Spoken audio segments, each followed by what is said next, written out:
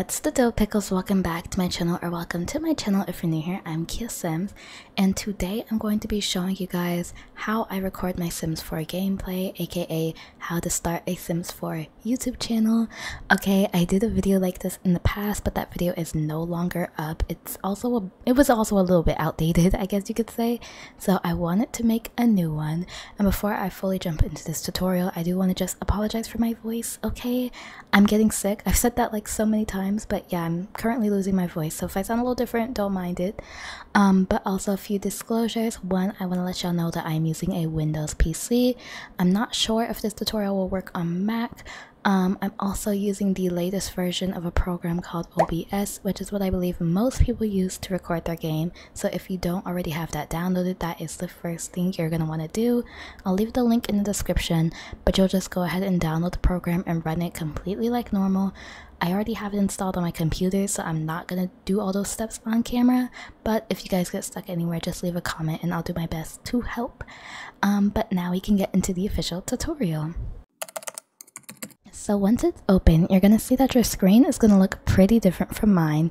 You're going to have a black screen here, and you're going to have nothing in Audio Mixer, nothing in Sources, and that is because, of course, you haven't added anything yet. And so your Sources is basically just you telling OBS what you want to be heard and seen in your recordings. So for the average Sims video, I think the three basic sources would be your monitor screen, so that of course we can see your game, your microphone if you're planning on doing videos with your voice, and your computer sound so that we can actually hear any audio directly from The Sims 4. So let's go ahead and start with your monitor. You're just going to right click here in Sources, hover over the add box, and then right here you're going to see display capture. There's going to be a couple of different sources that you guys might not have, and that is because I have a few custom ones here, but you're gonna have majority of these. And so display capture is going to be to show your whole monitor. It's gonna prompt you to name it, just name it whatever. And if you have multiple displays, you're gonna have a drop down where you can select multiple displays, or if you just have one, you'll have one. You can also use this to show whether or not your cursor is captured in your recording, and you would just set that all up. You can also use game capture if you prefer. That way you can tell OBS to only capture a specific game like The Sims 4 or whatever else. But me personally, I just prefer using my whole monitor. And so that is why I recommend display capture. Next up is microphone if you intend on making any kind of videos that use your voice. So like let's plays or voiceover type videos. And so the process is the same. You're going to right click, hover over add, and your microphone is called audio input capture. It also has the little picture of the microphone here, not to be confused with audio output capture. So you're just going to go ahead and click that. Again, it's going to prompt you to name it, and then if you already have your microphone plugged into your PC, you should see it here in the drop down menu. I have two here. I have a mic connected through my webcam, which I don't use because the quality isn't the best, and then I have my actual recording microphone, which I use a HyperX Quadcast S. You do not by any means have to get this exact microphone. It's a little pricey. I do recommend it, if you're willing to drop that much on a microphone. It's pretty good quality. But again, if you're just starting your channel or whatever, I understand that you might not want to invest a whole bunch of money right away. And so if you want to just use a pair of Apple headphones that have the microphone attached to them, by all means do so. I know Amazon has a ton of inexpensive microphones that will also probably work just fine. Just find something within your budget that works and sounds good to you. So you would just click whichever microphone you want and click OK, just like how we did with the monitor. I'm gonna hit cancel though, because I'm pretty sure having two microphones is going to mess with my audio and make y'all hear me twice. So let me go ahead and hurry up and get rid of that. And finally, we have desktop audio, which is audio output capture. This allows any sound on your computer to be heard in your recordings, which is fine for most people. I actually downloaded another plugin though called Application Audio Capture, which makes it so that I can choose which program or tab or whatever y'all can actually hear in the recording. So for example, let's say I'm recording me playing my game, but I also want to listen to Spotify in the background, but I don't want y'all to hear Spotify. I just want y'all to hear the game, I'd be able to use this plugin to make it tell OBS to only pick up my in-game sound and leave out any other sound that my computer is making, versus audio output capture, which will pick up every sound coming out of your computer. So if y'all would like to download that plugin, I'll go ahead and also link it down below, but in this tutorial I'm going to show you with the audio output capture, which is the option that OBS gives us. And so again, you're just going to name the source and then look for your primary speakers from the drop down menu. I have a bunch because my microphone has its own speaker and also both of my monitors have separate speakers. So if you want to know which one is your primary speakers, you can go to settings, system, sound, and then right here, whichever option is ticked off, that is what you will know is your default speakers. I don't think most people will have trouble finding their speaker, but just in case, that's how you can know for sure.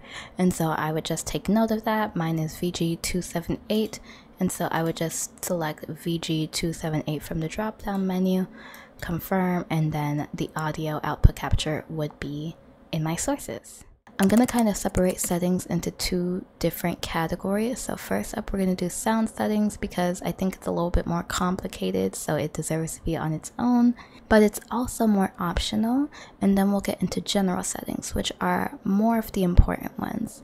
So we're going to start out with sound settings, which, like I said, is optional but very helpful, I think. So the first thing you're going to do is you're going to come down here to these three dots by your mic, and you're going to click here and you're going to go to filters.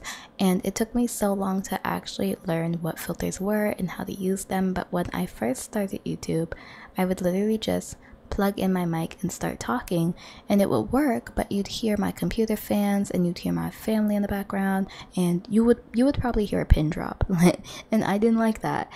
And so the only filter that I have turned on here is noise suppression, which tries to get rid of that background noise.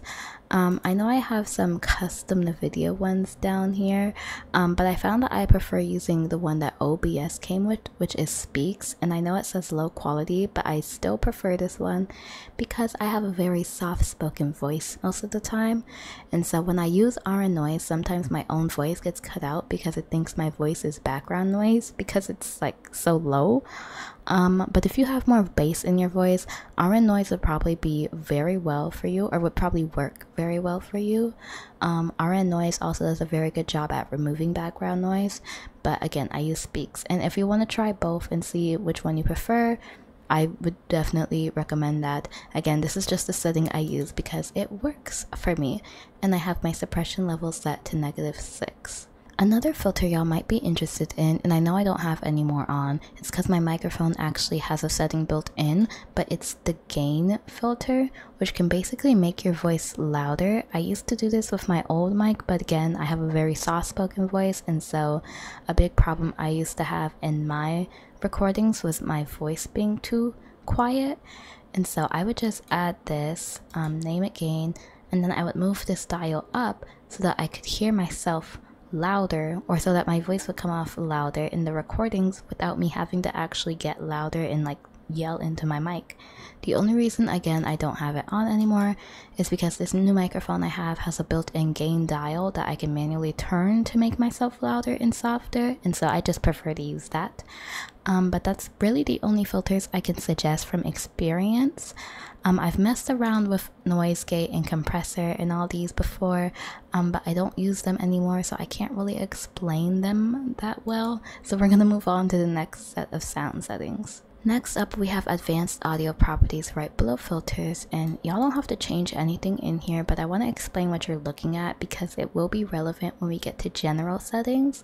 But right here you see a bunch of number tracked, and it's basically asking you where do you want certain sounds to be saved. Again, it'll be more relevant in a second, but all you want to do for now is make sure that both your desktop audio and your microphone are ticked off where it says number 1. And the last little non-OBS related sound setting you may want to mess with is in your settings.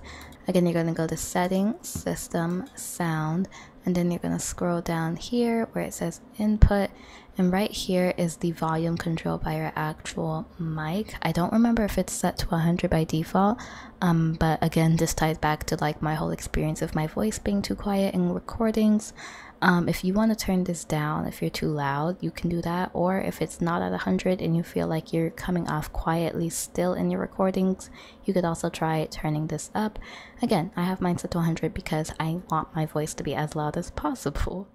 So moving on, now I'm going to show you guys the general settings that I definitely think you should at least look at before you actually start recording. So to find your settings, you can go up here to File and then Settings, or you can just come down here to the little button where it says Settings. But once you're there, you're going to be in General Settings, and there's a lot of settings, full disclosure, but I'm only going to be talking to y'all about the ones I actually understand and that I think are somewhat relevant. So this first page is mostly about the appearance of OBS. It also has a few little shortcuts. So theme, of course, allows you to choose some different colors for the OBS windows itself in case you want something easier on your eyes. I actually have a different theme set. I believe y'all's should look like this. Again, it's just preference here. And then this little option that says hide OBS windows from screen capture, I think can definitely be useful, especially if you only have one monitor. It'll make it so that the OBS windows won't show up in your recording. So in the recording, if you have to open up OBS to start or stop, you won't actually have to like edit out that part. It just won't be there. And then jumping down to output, you have some more options such as show confirmation dialog when stopping recording, which might be useful if you want to make sure you don't leave your recording going on for too long accidentally. I've actually done that so many times. And then there's other settings that relate more to streaming, which I'll do a separate video on. And I don't really touch anything else in general settings, so we're gonna skip past streaming because like I said, I'll be doing a separate video on that, and we're gonna go straight to output, and we're gonna record past streaming again right here to where it says recording. So I can't edit any of these settings because I'm currently recording and I can't change settings while the recording is going, but these are pretty important settings. First off, you have recording path, which is where you want your recording to go after you hit stop recording. I have mine set to go in this folder called videos under my Samsung drive. If y'all can't tell, let me go ahead and show y'all so that y'all have visuals while I'm talking. So yeah, I have my videos to save right here under my Samsung drive. You could also literally just set it to save like somewhere on your Windows PC in your regular videos file if you don't have a specific place you want your recordings to go. I've also heard that saving your recordings somewhere different from where OBS is installed helps with lag, so that's another reason why I have mine in a separate drive instead of on my Windows drive. But that's completely optional, okay? Anywhere you have enough space for videos will work fine. And so once you find the place you want to save your videos to, you would just confirm it. I think it says like select folder or something like that, and it'll show you your new recording path right here. Below that, you have to choose your actual recording quality, which OBS explains each option pretty well. So I have my recording set to save in high quality, which means my recordings take up a medium amount of space. If I wanted to save it in an even better quality than that, I could do indistinguishable or lossless, but the higher I go, the larger my files and videos are going to be.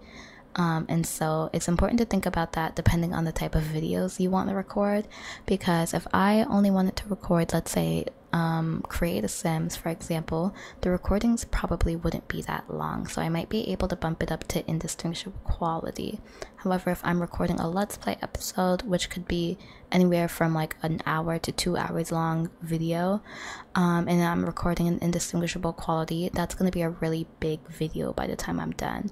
But if where you're saving your videos on your computer has enough space to support large videos, then by all means try all three options and see what you like the best visually. Personally, I feel like high quality still looks really nice, and I feel like the file sizes aren't too big for my computer, so that's what I prefer to use. Next, we have recording format, and I have mine set to .mkv. I think most people either choose between .mkv or MP4, and this is important because if you're going to upload your video to an editing software or something, you need to make sure that your editing software actually accepts the type of format your video is in. and so most will accept MP4. I think I'm pretty sure MP4 is more the standard. However, I use MKV. My editing software Filmora accepts MKV files, so I have no problems, but again, yours may not, so you may want to do a little test recording and then try to load in whatever you just recorded into your editor to double check. But the reason I use MKV is because if something were to happen to my recording, and I say this from experience, but let's say my power goes out or something while I'm recording, if my video format is .mp4, I will lose that entire recording. It'll be corrupted because I didn't properly end the recording, and it will be unusable footage. But if I use .mkv, my video will still be fine up until the point where my power went out. So I'll still have some footage instead of the entire thing being gone and corrupted. And so hopefully that makes sense. I don't want to just tell y'all my settings without at least explaining why I use something, so y'all can make an informed decision.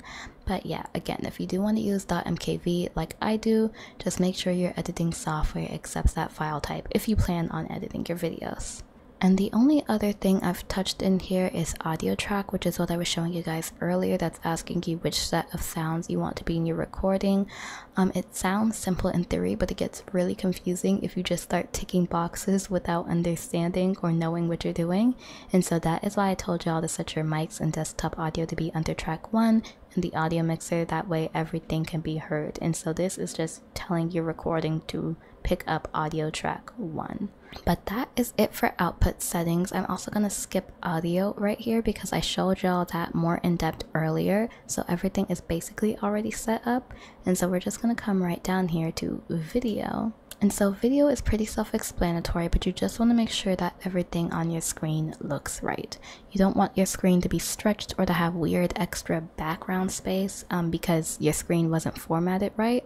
And so my monitors are 1920 by 1080, which is why I have these selected both here. I believe base canvas resolution also has an option of 1280 by 720 if that fits your monitor screen better. And then the output resolution is actually how the video will come out. And so there's a ton of different resolutions you can pick from here, but because I know my monitors are 1920 by 1080 and I want my whole screen to be shown, I keep these both matched up.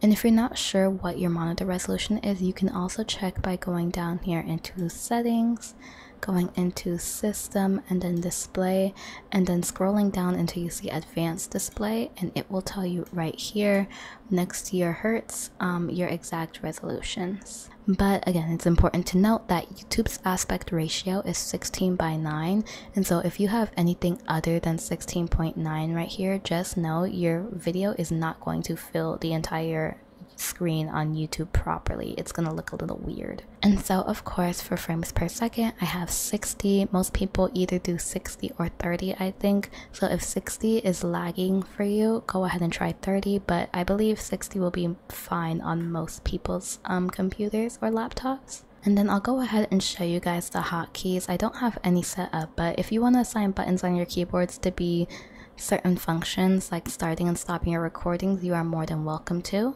I'm also going to skip past accessibility, and the last setting I have changed is here in advanced, and it is process priority, which is basically OBS asking you how important do you want OBS to be on your computer.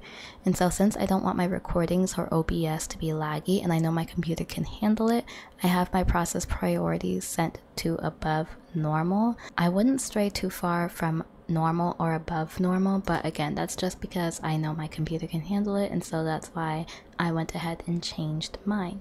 And yeah, that is about everything I do in settings for OBS, and so at this point I would be ready to start recording. I just want to throw out 2 more tips in case, like I said, this combination of settings isn't working for you. Maybe it's lagging or something when your game is open. But up here in tools, OBS actually has an auto configuration wizard, which basically scans your computer or laptop and tries to find the best possible settings for your computer or laptop. And another little tip that used to help me when I would get lag recording The Sims is by turning off the OBS preview by right-clicking somewhere on the screen and unticking this little box that says enable preview.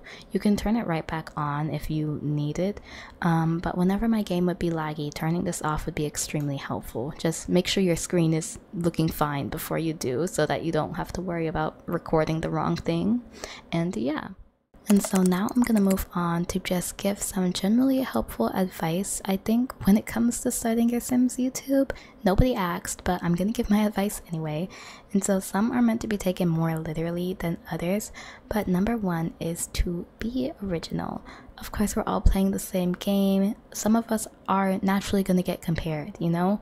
And there is absolutely nothing wrong with being inspired by other creators. You know, if you are inspired by somebody, the way they play, just give them a shout out, you know? Like, YouTubers literally expect to be influences to other people, but also make sure that your content is your own, you know? Have a unique intro, a specific editing style, a color scheme, even just like your personality should be enough, but just something to set you apart. Because if your channel is literally a copy and paste of someone else's, people are gonna notice, and nobody wants to watch a copy of something over the original. Number two is to space your content out. I'm a pre-recorder, which basically means I spend most of my weekends recording and editing multiple videos, so that when I'm finished, I'll usually have between like 2 or 3 videos, and then I'll just schedule them to drop throughout the week. And so I found that if I were to flood all of the videos I just finished editing and upload them back to back, they don't typically perform well. Like, how often do you just scrolling on your homepage on YouTube see multiple of one person's videos recommended to you? It usually doesn't happen. You'll usually get one video by a person recommended to you. And so I like to give my videos at least a day or two to just marinate before uploading a second one, just so that I'm not cheating one video out of views. Of course, there are exceptions to this. Some people do double uploads and both videos perform great. Some people do daily uploads and that works for them. But since I know I can't commit to something like that, at least I know that this works for me. And so number 3 is a little contradictory, but I think I should say it. It is, do not focus on your numbers. When I stream, I actually turn my view count off so that I can't see how many people are in the stream. And it's because that's not why I'm streaming, you know? Of course, if lots of people are watching, that's a plus, but I can't enjoy what I'm doing if I keep turning my head to see how I'm performing. And so it's the same with uploading videos on YouTube. If you're making Sims videos on YouTube, it has to be because you want to and you enjoy doing it. Because for most of us, the numbers aren't there when we first start out. Again, there's exceptions, you know? Maybe you already had a following on TikTok, and so when you made your YouTube, you instantly hit 10K. And some people honestly get lucky. They get really lucky when they first start out, but that wasn't my case, and I don't think it's most people's cases. For most of us, this is a slower process, and so if you're constantly looking at your analytics, wishing you got more views, you're literally going to discourage yourself. Number 4 is to celebrate your accomplishments. There's a quote I love that says, "Comparison is the thief of joy," and it's honestly so true. It's easy to look at bigger creators and think about how far you are from where they are, but you have to remember that they were all in our shoes once and that they didn't wake up with their following. And I'm saying this as someone who has had to learn this lesson myself. But yeah, milestones aren't just 1K, 5K, 10K, or whatever. Celebrate because you uploaded your first video and you got 6 subscribers and 10 views, you know? It's really easy to lose perspective of numbers on the internet, but those are real people who found something you spent time and effort into making interesting, and that's never going to be something small, you know? Number 5 is to know your target audience. I think it's important to know who your target audience is because it helps you know when you should be uploading, what you should be uploading, etc. And so thankfully The Sims is a very specific game, and so I think most of us have the same pool of target audience, being other people who play The Sims, but there's still other variables I think that should be taken into consideration. So for example, I'll never post anything on a Monday morning, and that's because 1, I'm not a morning person, and 2, most of us are in school or at work. Like, I don't even need to know y'all personally to know that. And so when I say know your target audience, that's what I mean. Before you upload, consider the time of day of the week. Is it a holiday? Is your video you're gonna upload relevant right now?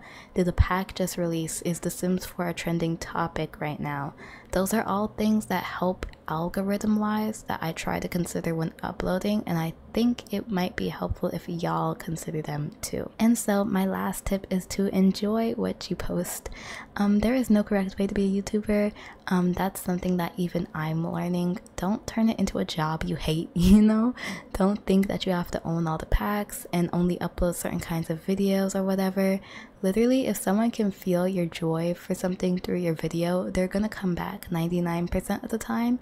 And so just remember why you started, remember why you clicked on this video, and let it be something fun before anything else. And so yeah, now that I'm done being a philosopher, that is where I'm going to end this video. Like I said, I will be going over how to stream The Sims 4 in another video. It's a little bit different. And also if y'all need any help with like the editing process, like editing Sims 4 videos, because I know I didn't cover any of that, let me know and I'll also try to put out a video on that. But yeah, that is it from me.